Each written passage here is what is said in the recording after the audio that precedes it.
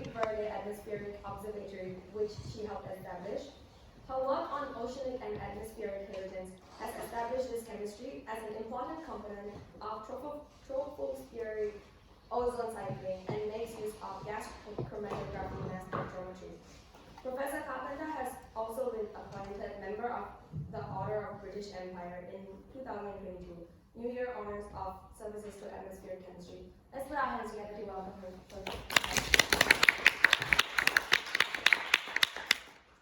Thank you, Reggie. Is the audio okay? Everyone can hear me? So thank you for coming. And I'm an atmospheric chemist, and I work at the University of York in a lab called the Wolfson Atmospheric Chemistry Laboratory. And just while I remember, I'm going to go, sorry, you can get my pointer. Unless you have a pointer, Dan. Don't worry, I've got one of these. I need it later. So in my talk today, I'm going to be describing a little bit about air pollution. Notes? I'm good. I think we're good. Yeah. No, that yours would be better if it works. Yeah, fantastic. And a little bit more about the chemistry that occurs away from really polluted regions and in the sort of parts of the world above oceans, which are really remote and really far from pollution, where we can learn about these different environments. So, like a lot of science now, I work in a large team. So a lot of scientific research now is done, we don't really work in solo groups anymore, we work in large teams. In the Wackmore laboratory, there are now around about 70 of us. When I first arrived at York, which was over 20 years ago now, I was the only atmospheric chemist, and now there are about 70 of us. I like this photo because it looks like I'm the boss, I'm sat in the middle there. I'm not in charge, no one's really in charge, or no one knows who is in charge, but it seems to work quite well. And along with around 7 academics, there are about 60 PhD students, postdocs and technical staff as well, from a range of backgrounds. We sit within the chemistry department at York, so we have a lot of chemistry PhD students, or chemical graduates, but people with environmental science backgrounds and physics as well. And more we work with big data and in data science, where we're finding students with computer skills are very, very useful to us as well. So that's the sort of background that we have. And as I said, I'm an experimental atmospheric chemist. And a lot of what we do involves going on fieldwork, measuring different molecules in different parts of the world, and really making discoveries about what's driving the atmospheric chemistry in those parts of the world. So, this is just an example of some of the places my group have been to over the last 10 to 15 years. And I don't know how well you can see this, but this is a sort of cartoon map of the world. We have done field campaigns in very polluted regions. So, for example, when we're studying air pollution, there's been some campaigns in Beijing looking at air pollution in the megacity. There is continuous monitoring going on the BT Tower in London. If you've ever seen the BT Tower, you look up there, there's the monitoring equipment owned by various universities around the UK, including York, where we can pick up pollution there. There have been various campaigns in places like Canada and in Brazil as well, looking at forest fires and the sort of chemistry that happens over forest fires.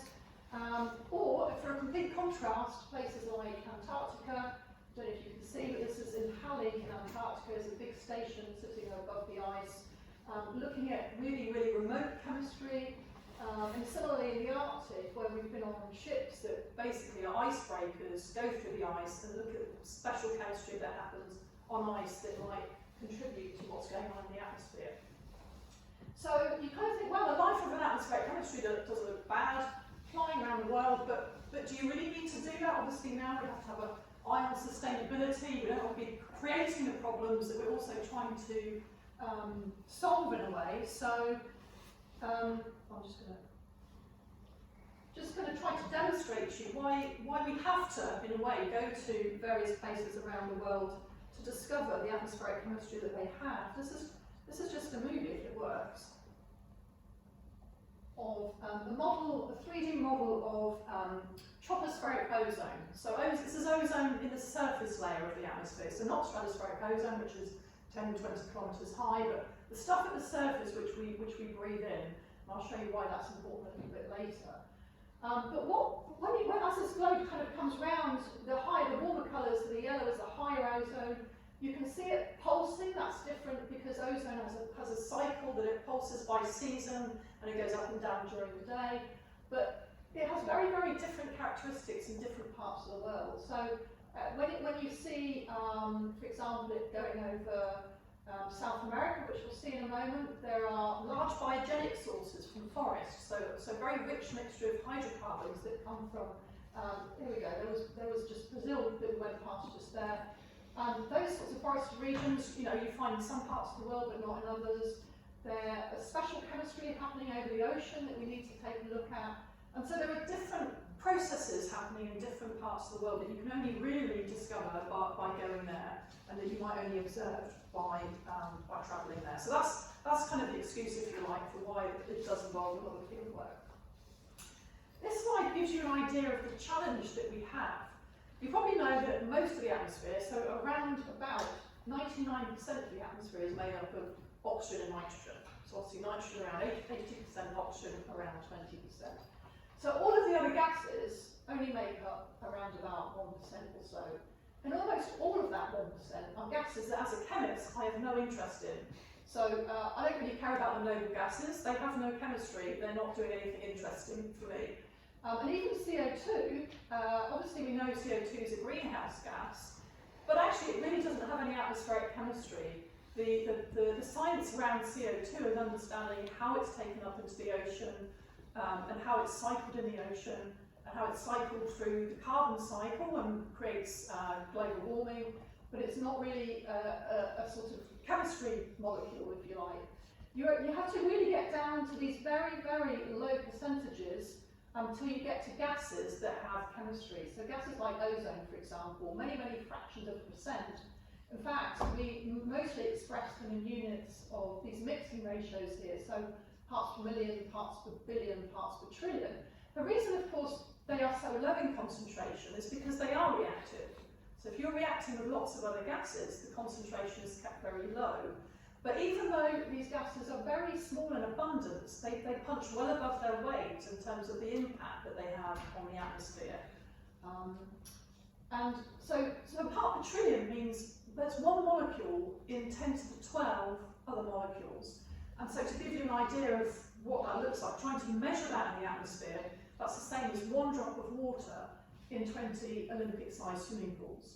So that's the level of challenge, if you like, that the instruments that we use have got to try to really sniff out those tiny concentrations and to be able to measure them accurately and precisely.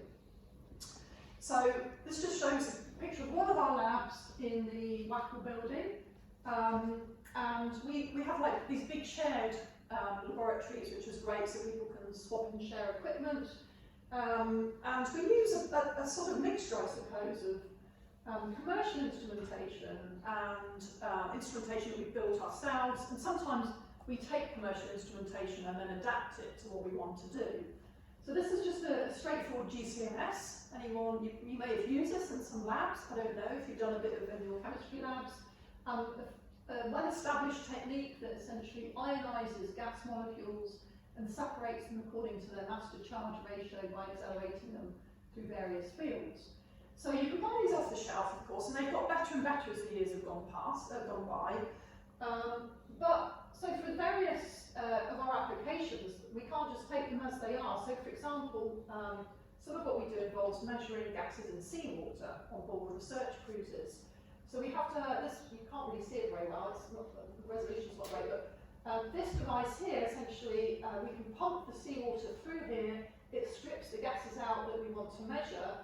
Those gases now then go down into some units down here, which we've built, which enable those gases to be concentrated up. So we get rid of the gases we're not interested in, the oxygen, the nitrogen, the CO2, and you're just left behind with the ones you want to measure, and that enables the sensitivity of your equipment to be way, way higher than it would be otherwise. So that's one way we do things. There's all sorts of different techniques. This is just another example where Sometimes even doing that isn't enough. So there are some gases, if you, for example, that are not amenable to GC or MS, and this is an example of an oxygenated gaseous compound called dioxyl. And we can't put that through a GC column, so we have to react it or with a different chemical to get something in the end that's stable and is quite selective. So this molecule here we're reacting it with has got 5 fluorines in there, and you end up with quite some stable molecules that you can then measure. And rather than sort of just mix these chemicals up in a beaker or whatever and then pour them into the GCNS, we can set up sort of a clever lab on a chip technology where all of this chemistry is happening very efficiently and in an automated way so we don't have to do it manually. So we can accelerate that chemistry. So all of this is to really improve the sensitivity and improve the selectivity of what we do. So before I really get started on the research that we're doing in our lab, I wanted to give you a little bit of history of air pollution.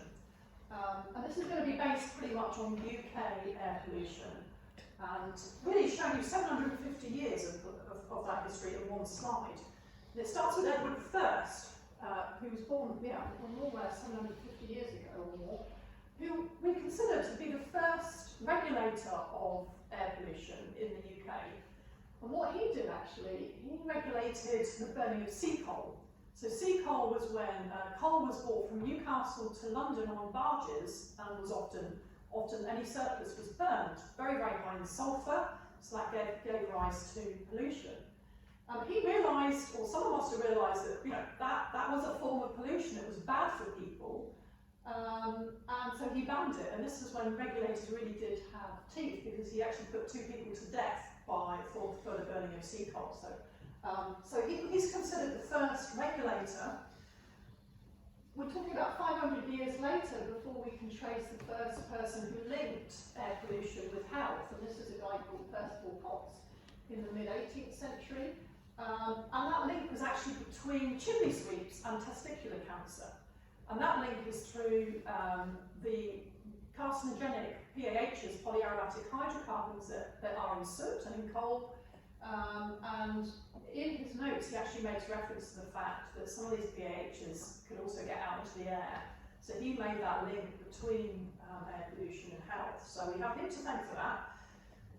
In the mid-19th century, you start to see the concept of air pollution occurring in the media. But it's mainly, the concept is through the stench, the smell of air pollution. So that seems to be the thing that's offending them, rather than the fact that it might be killing them as well. But nevertheless, that's what gets into the press at that point. A growing awareness as the Industrial Revolution kicks off, I suppose, that there were some downsides to this as well. And then, of course, the classic smog episodes of London in the 1950s. We start to see photographs now showing very clearly that we've got these smog episodes. I'm going to come back to that a little bit later. And then we get into the various issues of air pollution as we start to become better at measuring the air and understanding what the issues are. Acid rain was a big issue throughout, particularly throughout the Northern Hemisphere, but also in parts of the Southern Hemisphere in the 60s and 70s, due to very high amounts of sulphur. This is again really mostly through coal burning, leading to sulfuric acid forming in the atmosphere, which gets into precipitation and forms and has absolutely devastating effects on forests and other ecosystems as well. Now that's a problem that we've largely got rid of very effectively, and the reason for that is because once it was recognised that the power stations were coal burning power stations were the problem, you can remove sulphur dioxide, SO2, from the flue gas chimneys, and of course we burn a lot less coal than we used to as well. So the combination of those things basically means that, certainly for most countries, most developed countries, we don't have this problem anymore. And then, of course, my last little bit here is the more recent scandal of Dieselgate, which I'm sure most of you were aware of, and this is really around nitrogen dioxide. And I'll come back to this later, but the fact, of course, that cars on the road were emitting way more nitrogen dioxide, which is quite a harmful pollutant, than they were supposed to, and that they were measured to do when they were going through an MOT in the lab, because there were these cheap devices that were installed. So This, I suppose, is a quick history and much more is going on in the last 50 or 100 years, I suppose, than before. But it's been around for a long time, and there's a recognition of these issues over a long time as well. Oh, just before we get to that one. So I guess then what is interesting is that if you look at a gas like CO2, so carbon dioxide is fairly stable, we can go back nearly 1 million years of history for our CO2 record. And that's because CO2 is very stable and is trapped in the bubbles that you get in ice cores. So ice cores can be extracted from polar regions, you can bring that back up, measure that CO2, and go back a fantastically long time. That is not the case for many pollutants. SO2, NO2, ozone, these are all quite reactive gases. You can't simply do that in an ice core. So we don't really have very good records of atmospheric measurements until around about sort of the 1970s or so. So how do we know, what have we got? If we want to go back 200 years, but interestingly, there is some evidence through art. If you go back through the iconic Turner paintings, you can see a real image of the industrial activity that was going on and the sort of smoke-filled air that was in places like London at this time, where you've got coal burning going on, you've got domestic fires going on, all of this creating this sort of kind of rich atmosphere of you don't want to really be there in this picture. You can see that it's going to be bad for your health. And of course, a bit later, we start to see, in the 50s, we start to see actual photographs as well. This is London, of course, Battersea Power Station, and a typical picture of many cities where domestic burning meant you burn coal and an open fire in your own home. So there was a lot of pollution going on there. So this is very much not a recent problem. The pollution at this level, in these years, was a lot worse than it is now in the UK. And in the 1930s or so, scientists did start to develop some basic capability to measure some air pollutants, mainly through things like acid titration, so very basic techniques, but they were able to start measuring gases like SO2, NO2, and ozone. And this is the first academic record that we have of the links. As once you start being able to measure these pollutants, you can then start linking them to health. And this was probably, well, still to this day, the worst event in UK history for air pollution, which was the 6th to 10th of December 1952, where you see here the levels of SO2 that were measured alongside smoke and alongside the number of deaths per day that occurred during this absolutely awful episode of only a few days, where the atmospheric boundary layer, which basically means the layer in which air is circulated around, was very low, so those pollutants were trapped and concentrated. And so we can see this sort of direct correlation between these things happening. This is very rare to be, normally in air pollution terms, you see a chronic illness developing over time with exposure to air pollution. But this was so bad that literally people were dying by the day. And the estimates here were up to 1,000 deaths per day. This is just in London. And as bad as that seems, actually the more recent estimates is the deaths were more like 10,000 per day, because these were only those people that got themselves to hospital. Most people did not get themselves to hospital. So that was absolutely terrible, but I suppose the silver lining is it was so bad that it did lead to the UK Clean Air Act that happened in 1956. This was the first legal instrument for putting in place a legality for air pollution, all sorts of things that you then could not do. You couldn't just put smoking furnaces in cities anymore. And this UK Act led also to the US EPA Clean Air Act as well, so they began to clean up their act for air pollution a little bit later. Interestingly, it's worth thinking about where we are now. So I think what I've shown you is that air pollution has been around for a long time. It's not been really considered to be scientifically contentious. We may have debated around exactly how we should control air pollution, or how much money we should spend, or where we should put different things and how we should do it. But the fundamental science has not been questioned, or the need for action. And that's very different to climate science, which has been very political over a long period of time, perhaps slightly less so now. But actually, a few years ago, it was rather different. We started to see this air pollution sites being under attack. There was an issue, this is really from the old right, so an issue, an article in Breitbart, basically calling air pollution fake news, and the Trump science advisor casting doubt on the links between air pollution and health as well. And so you sort of think, well, why are they doing this? Well, clearly the administration at that point wanted to carry on burning coal. They wanted to burn more coal. But it's interesting when they, despite the fact that they withdrew from the Paris Climate Agreement, the US could not start opening up coal-burning power stations again. And the reason for that was because of the Clean Air Act, was that they were banned under not just climate policy, but under air pollution policy. So if you want to start opening up coal-fired power stations, you have to attack the air pollution part of that policy. And luckily that never happened. Well, they were not successful in going through that case. They did not, in the end, open them up. So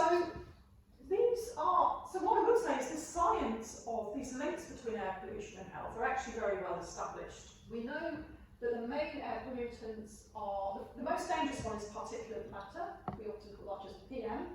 PM10 is the larger particulate matter particles that have diameters of up to 10 microns, and PM2.5 has diameter of 2.5 microns or less. So the smaller particles that can get really inside your lungs.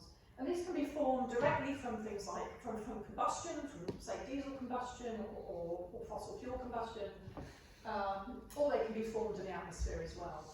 NO2, another air pollutant, and as is ozone, which I've already mentioned. And the health effects aren't just limited to respiratory disease. Respiratory disease was the big thing that was killing people in the 1950 episodes, but things like heart failure, hypertension, diabetes, and also stroke. So there's a whole range of conditions that can induce.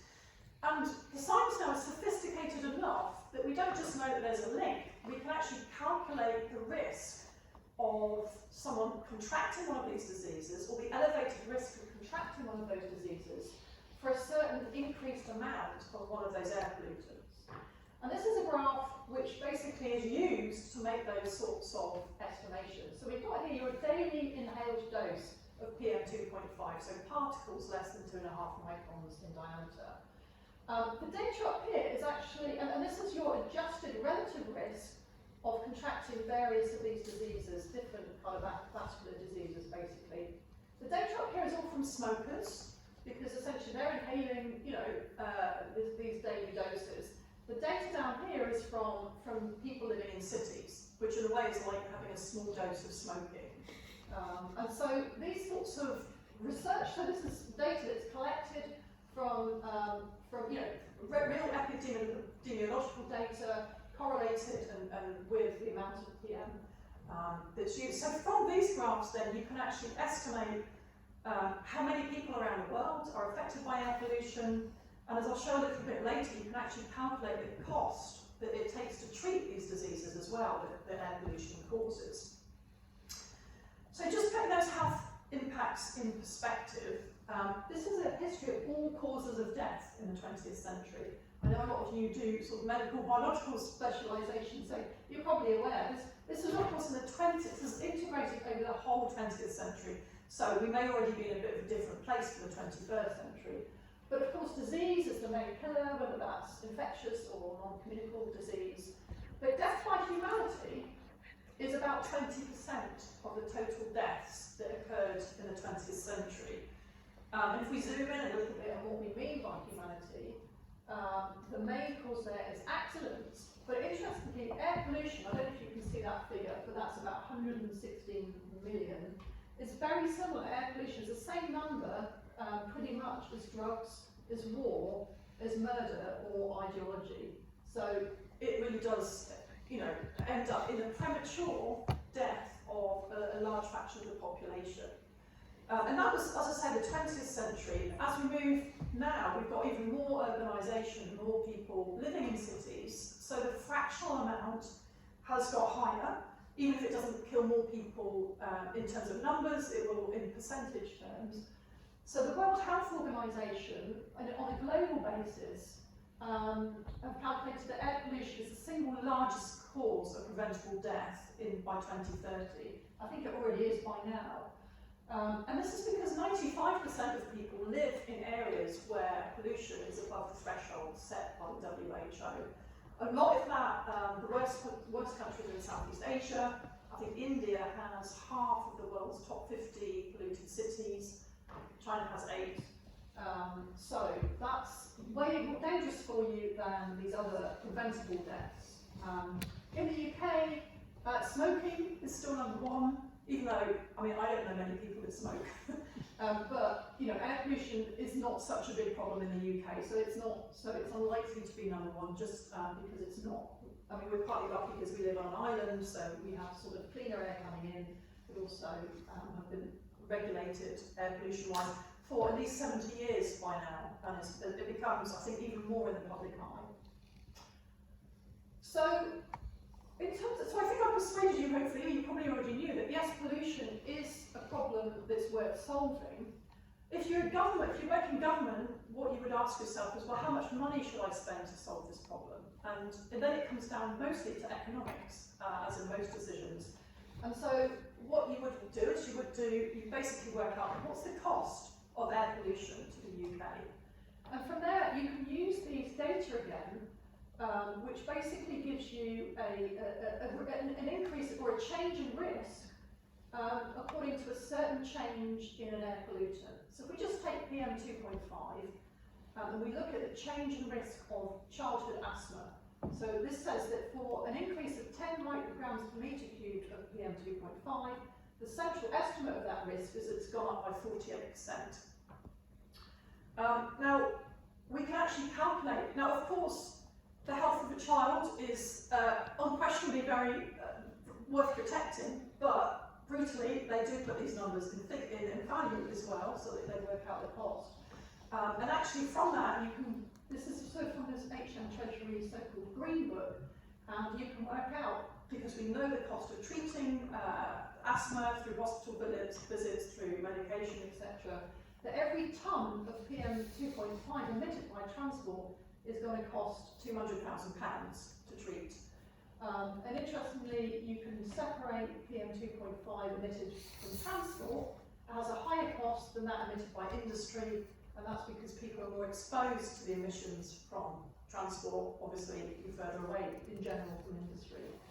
So that's how these calculations are made, and you know, the UK, amongst other countries, has been persuaded for a long time that it's a problem worth fixing, and they have an idea of how much they want to spend on it according to that. It's much more difficult actually for climate change, where there are so many feedbacks that go on. It's harder to calculate all of these risks to such certainty. Here you're relying on medical data, which we have a very good idea of.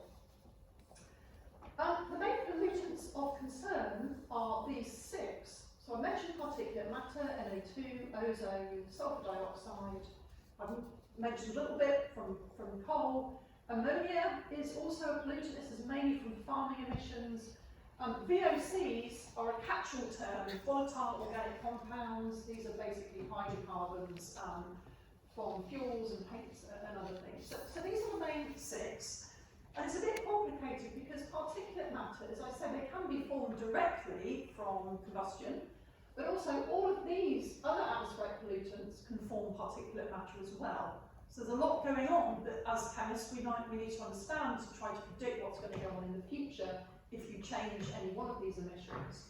And then ozone, and again I'm talking about ozone at the surface, where it's a pollutant, is not emitted directly, but it's formed from nitrogen oxides and from these VOCs, so things like ethane and propane and benzenes, they go on to form ozone. So they're the main pollutants. Now, how have we done with those over time?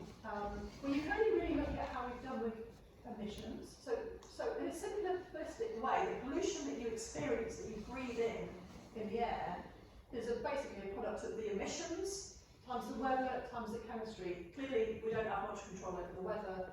The emissions is a bit we can control. And if you look back from the 1970s, you can see that there's been a lot of success, particularly with sulfur dioxide, SO2. As I said before, that was relatively easy to control because you can remove it from coal-fired power stations, and we've only got 1 or 2 coal-fired power stations left now anyway, so I think it's about 1% of our total energy use. Volatile organic compounds, so VOCs have also come down a lot, so that's pretty good. Ammonia isn't looking good. This is hard to regulate because it's sort of a product of putting fertiliser, using it in farming, so harder to regulate. And we're not doing, nitrogen oxides don't look too bad, but we're not doing as well as we should be doing, especially compared to other countries. And the most dangerous pollutants, these PM and particulate matters, really kind of just flattened out, and we're not really making much progress there. Iodine, in fact, the UN, I don't know if anyone remembers seeing this, but a couple of years ago, I think it was the pre-pandemic days, really called out the UK and said, you're doing really badly on pollution, particularly in disadvantaged areas. So it's an issue that does discriminate more against people living in poverty. So yeah, so we're doing okay, but we're not doing brilliantly, and there are still large problems, particularly in cities, with NO2. If I was to ask you what you think about the main emission sources, I'm just going to guess that you probably think about things like your cars, your passenger cars, industry, and again, coal-fired power stations. Actually, none of those three things are in the UK policy going forward in the Clean Air Strategy for the future. The reason for that is we believe that in the next 10 to 20 years, the passenger car fleet will be electrified. We shouldn't have these same emissions. Industry is cleaned up a lot, and of course, as I said before, we almost, there's very little. Certainly now, who knows whether that decision will be reversed for what's going on at the moment, but we're down to a real rumbling of coal being burned within the UK. But these are the sectors that are now we have to concentrate on. They're quite different to the ones we've had in the past. We've got heavy vehicles that still often allowed, transport vehicles allowed to rumble through cities. We've got farming, big producer of ammonia. We have domestic heating. We're pretty bad in the UK. We're really bad for insulating our homes. We need to get better at that. We've got brake and tyre wear. So even if you have an electric vehicle, the particles can be generated by the action of the tyre on the road. So that's still an issue. We've got solvents and consumer products. A whole bunch of stuff here, industrial and consumer products, VOCs.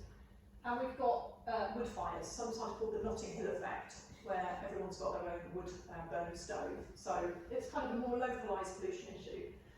But they are the main things. And I'm just going to say a little bit about the car issue, particularly diesel, and a little bit about VOCs as well.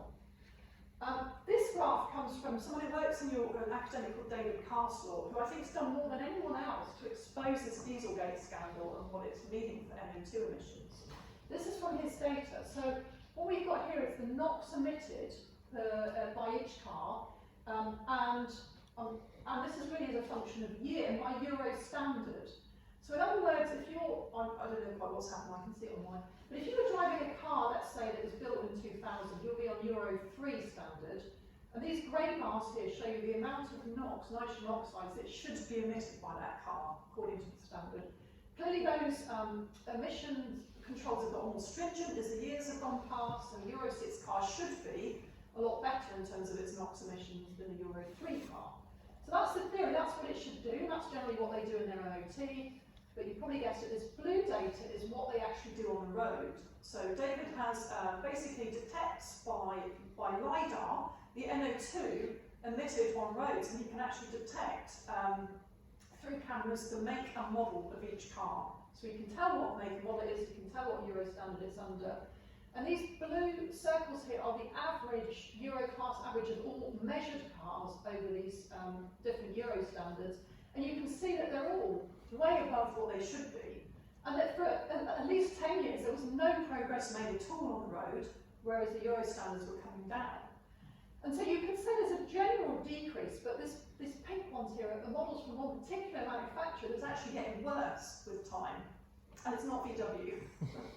So thanks to David, these people are being hunted down, and this kind of the correlation between the cars that are emitting on the road and how much NOx they're doing is tightening up. But there is still a big problem with NO2 with diesel cars. It is getting better because the scientists have found ways to actually pinpoint what's going on in our cities. And the other thing I wanted to point out is around solvent use and these volatile organic compounds that are in all sorts of products that you will have in your own home. I don't know whether anyone here uses deodorant, for example. So no one in Cambridge uses deodorant. Right, if you do, and if you use a spray deodorant, so back in the 70s, if you use a spray deodorant, it would have had CFCs that are good, found for good reason. If you look on your can of spray deodorant, hopefully you don't, maybe use a stick, that's good, stick with a stick. But the cans have got butane in them.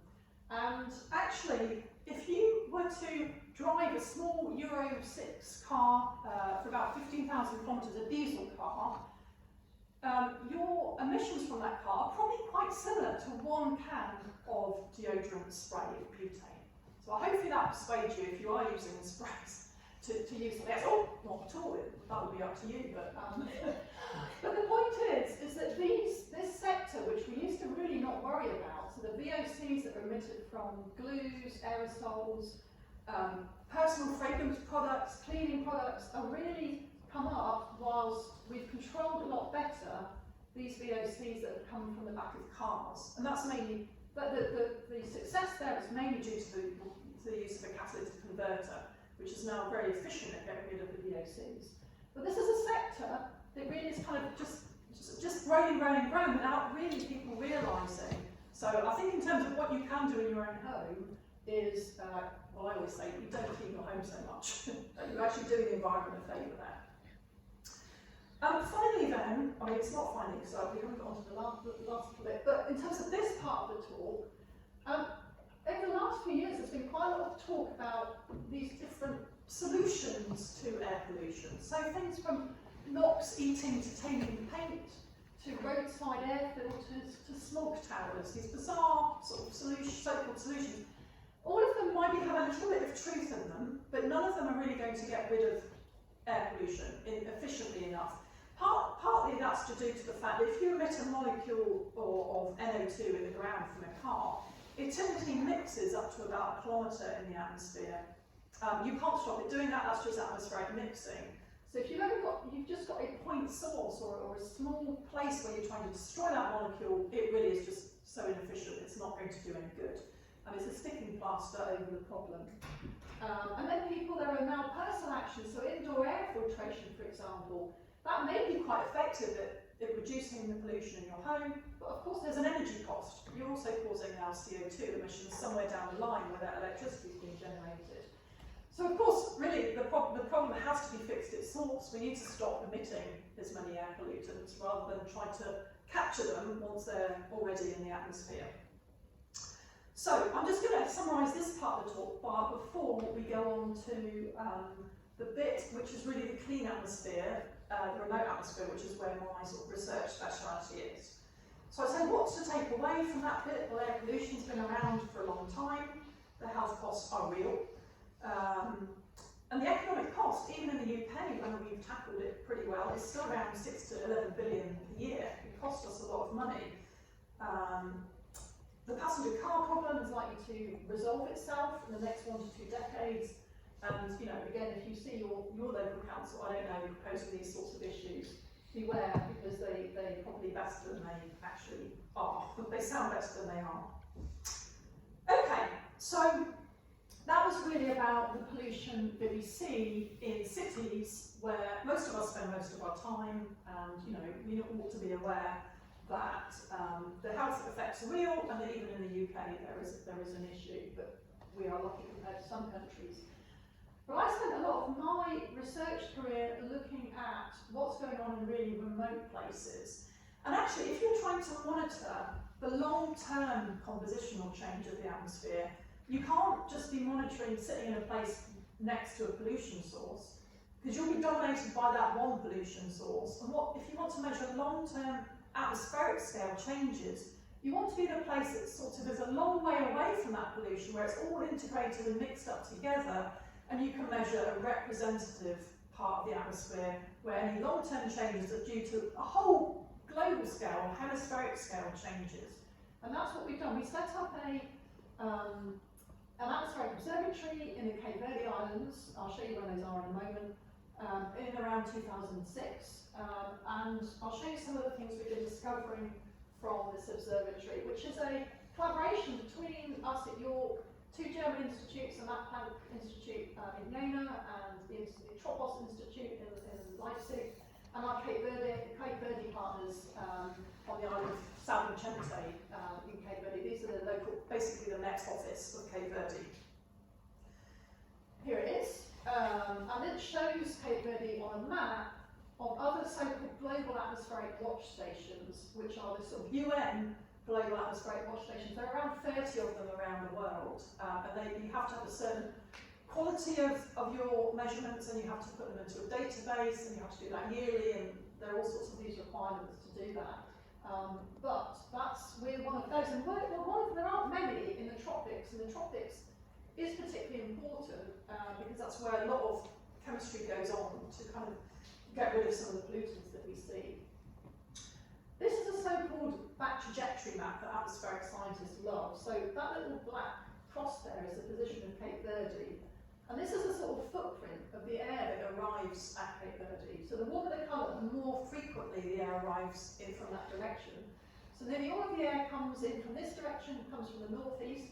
That's because the air is mixed around the trade winds and comes to us from that direction. But you can see it picks up along the way. This is, I think, a 5-day back trajectory, so where it might have been 5 days before. Picks up air from North America, from Europe, and from Africa. We see a lot of Saharan dust at certain times of the year. Occasionally we get air from the southern hemisphere as well.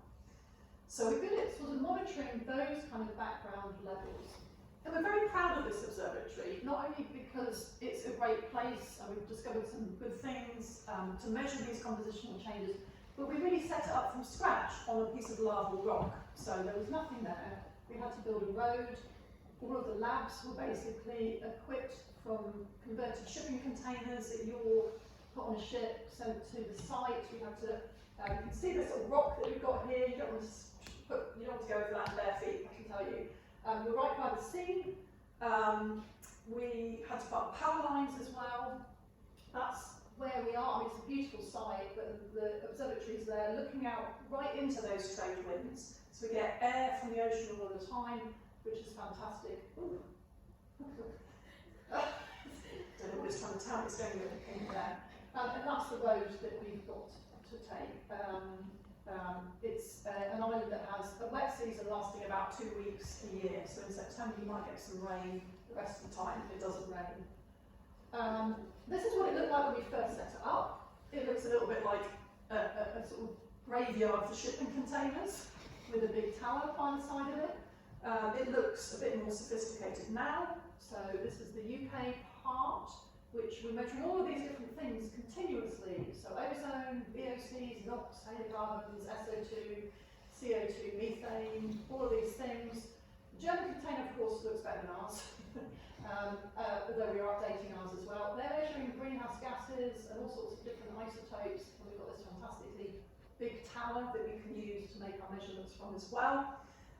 All of this is run extremely well by our experimental officer Lewis Menders, who is Cape Verde, lives on the island, and he's been working for us now for all of that time, for nearly 17 years, and does a great job, and has other technicians that work for him at the site as well. So they're pretty much there every day, which you have to be, because there are lots of jobs to do to keep all of these things running. And all the data is sent back on a nightly basis back to the UK, where we can analyse it. So one of the things we measure, or some of the things we measure at Cape Verde, we measure, as I say, VOCs, including gases like ethane, shown here in red, and propane, shown here in black. They're both things that are used for natural gas. Now you can see from here, from when we started measuring in around, well, first thing to note is then these big cycles. And this is essentially just a seasonal cycle. You see higher concentrations in winter and lower concentrations in summer. This isn't really a big surprise. In summer, you have photochemistry that destroys the gas. Essentially, ethane reacts with the OH radical, and so you have these very reliable seasonal cycles. What's perhaps more interesting is how it's going up quite rapidly from around 2009, 2010, particularly to around 2016, and then levels off a little bit, but still is a lot higher than it was. And this was very interesting because up until that point, I don't know how well you can see this, this is ethane in blue here, and this is from around 1985 to around 2000. These are measurements from a paper published about 10 years ago. So essentially from the 1980s for about 40 years, ethane was declining in the atmosphere, and you can see this really wherever you went, particularly in the Northern Hemisphere. And that was due to, clean air acts everywhere, people cleaning up their act when it came to fossil fuel combustion. Basically, this is a sign of success of air quality policy. So then we started measuring and thinking, what's going on? We started to see it's not declining, and then after a while it starts to go up. And propane does a little bit as well. And then when apologies again, you can't really see this very well. This is a map of the world. And each of these symbols here shows where we can compare with other stations that are also measuring this gas. And every time that the symbol is either red or orange, it shows that ethane is also going up over the same time period. The more red it is, the higher that trend. And the yellow shows that there's no trend, and the yellow is all in the southern hemisphere. So basically what we deduced, from the pattern of these emissions, that were really pinpointed most intense over parts of particularly eastern the US, and also from the nature of the time period of that trend. So we really start to see the biggest increase between 2010 and 2015. And from some other data taken in the US, we've basically attributed that to fracking and shale gas extraction in the US, which is, they don't want to produce ethane. It is a byproduct of doing things in a way where there's almost always a leaking of the gas that you can't control. So the trend in ethane really matches quite well with the US production in terms of barrels of oil, million barrels of oil per year, which is now somewhat stabilised, but I think could still carry on continuing going up because the capacity is there. It's only really the US that is doing this. You might have heard a few years ago it was going to happen in the UK. There was a lot of talk about this. There were some little mini earthquakes that were set off. The British public in the end did not have the appetite for this, so it was effectively banned. Essentially the bottom line there is that the energy extraction from one country filled up the entire Northern Hemisphere with ethane and reversed a 40-year previous decline in that gas. Oh, yes, so what I would say is the increase that we see of ethane is not in itself dangerous to your health. If you breathe a little bit more ethane, you won't feel any ill effect. We're still talking maybe 2 ppb of ethane. But what it does do, alongside other emissions, is it increases surface ozone, and we've seen ozone as a pollutant. And by several ppb, certainly by near to the oil and natural gas production regions. And this is one reason why many US residents have protested against these emissions. Yes, sorry about this, is a bit headache-inducing, this cartoon, but it shows how ozone is formed. Ozone is a product here. Essentially, you need these volatile organic compounds like ethane, and you need NO, which is mainly coming from things like cars. And this shows that the catalytic cycles involved in these gases, in the end, convert oxygen to ozone. So ozone is spat out the other end. And that's how you form it in the atmosphere. And measuring this at different sites in Europe, how you can see how ozone has increased over the 20th century, at least doubled, maybe tripled over that time. And that's it's stabilised more now in most places. And that's mainly due over that time to the increase in NOx emissions that we've had. So we care about ozone. It's gone up an awful lot, and we care about it because it's the second most harmful pollutant after particulate matter. I haven't got time to describe this in detail, but it's also the third most important greenhouse gas after CO2 and methane, often forgotten, not really had much attention to that. It does absorb infrared radiation. And it also is damaging to crops. So if you expose crops to too much ozone, you'll get this all sort of horrible damage, and that has a direct economic loss, of course, a really large one, particularly in places where ozone is large and a lot of crops are grown. So we ought to be, aware of those sorts of impacts that are occurring on ozone. Now, another reason to go into Cape Verde is not just so that we can just sit there monitoring all of these sort of pollution trends, and we have to wait 15 years really before we see anything interesting. Is also we can look at processes, and it's a really good place for looking at processes occurring over the ocean. because it's almost like being on a boat in the ocean, because it's a volcanic island which shelves really steeply into the sea. You don't have any coastal effects. There's no large seaweed beds that can have like weird emissions or anything. So it's a good place for that. So what we were interested in is, are there processes occurring over the ocean that we're not really up to then aware of? So if you think, here we are in the UK, the ozone, for example, the ozone that we experience, that you're breathing in now, is really a function of what's been brought over by the prevailing wind, and that's normally coming from North America.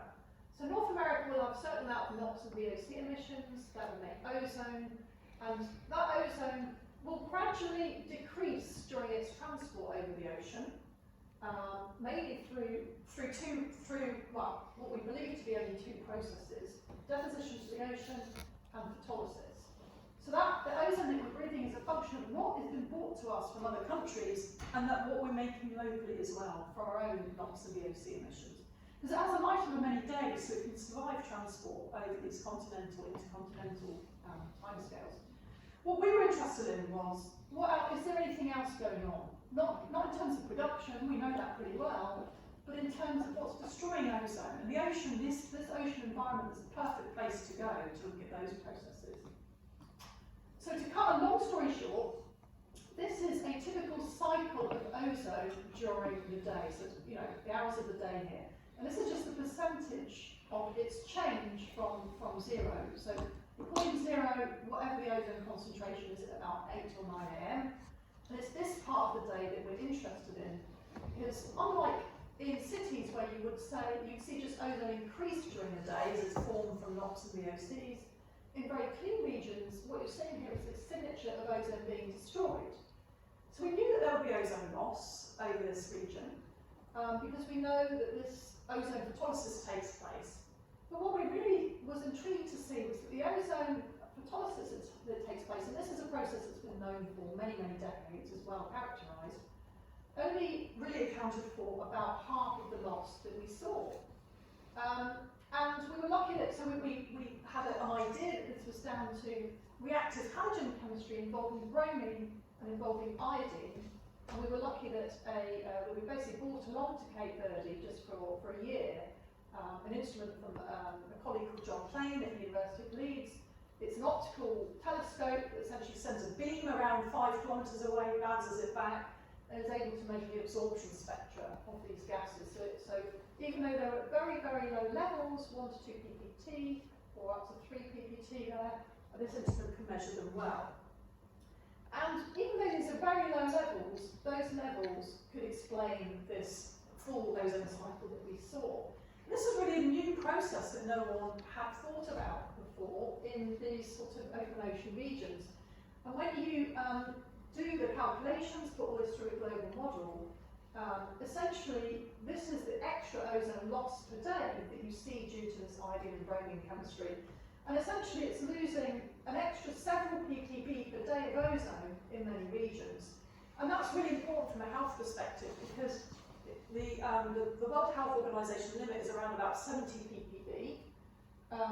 Anything that we can do, anything that's done to reduce that level is a good thing. And we were calculating that even in cities, this is in London, this graph is quite complex, but even in London, if you take the 50th, let's give it another goes, but it can reduce the ozone concentration by 10 to 20 ppb, even in regions that aren't over the ocean. The big thing that my research group did was really to think about how these halogens are being sourced. We know that bromine, we knew pretty much that bromine comes from sea spray.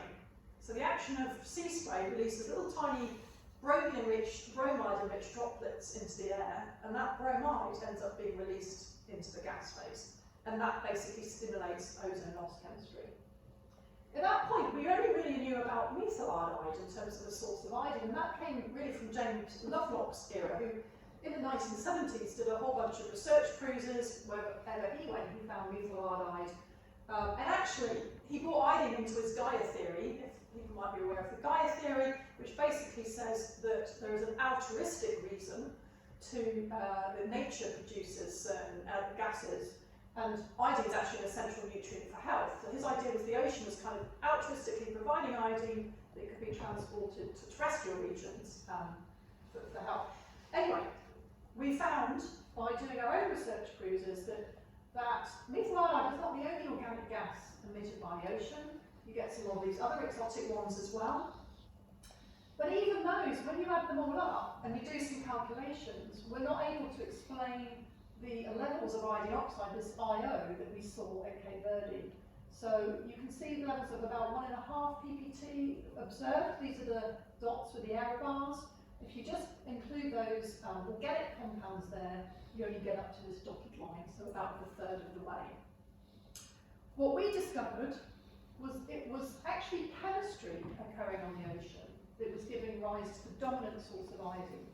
So we discovered it's ozone itself reacting with iodide, which is naturally present along with other salts in seawater, and that ends up through very complex chemistry giving rise to a gas called HOI and also to molecular iodine, to I2.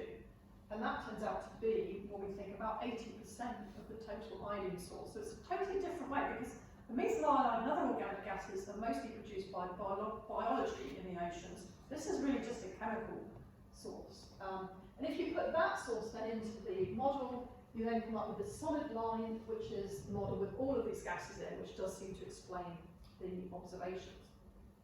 I've only got two slides left, I think.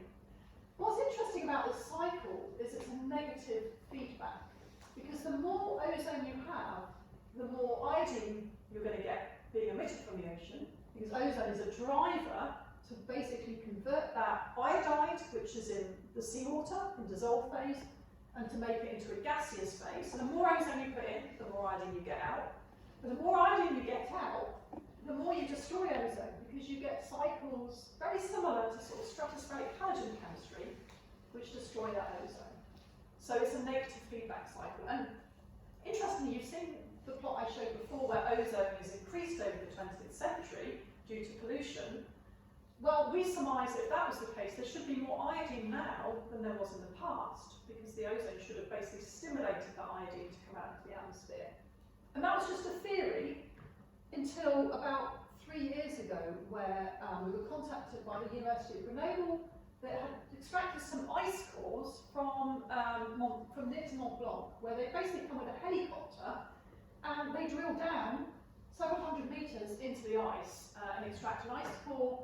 They take that back to the lab, and they work from there. That ice core enables them to go back, certainly not millions of years, but a couple of hundred years. And they went back to basically the very late 19th century. And the red there with the circles is their observations of iodine in that ice that they've reconstructed into a time series. The red is in summer, and the blue is their winter time, is the observations in winter. You can separate by the cores, whether it's the summertime, whether it's linked back to summertime or linked back to winter time. And you can see that, so essentially iodine in summertime has nearly tripled from what it was in the early 1900s. The bars there, the arrows there, are our model predictions, and they don't match it quite very perfectly, but they do show this difference in summer and winter, and that they show that increase is compatible with an increase in emissions of iodine from what we think was going on in a pre-industrial era, so in the sort of 1800s, to what it is to the present day, where that bar on the right shows that iodine emissions have basically doubled, gone up by 100%. So it was really nice observational confirmation that these predictions we had from these iodine emissions was actually occurring, and we can pick that out. So just to summarise then, so I started off the second part of the talk talking about ethane emissions, ethane and propane, and showing that it's really filling up the northern hemisphere, and we were seeing this increased trend, which seems to be in accordance with oil and natural gas extraction. Stabilised a bit now, we'll have to see what that does in the future.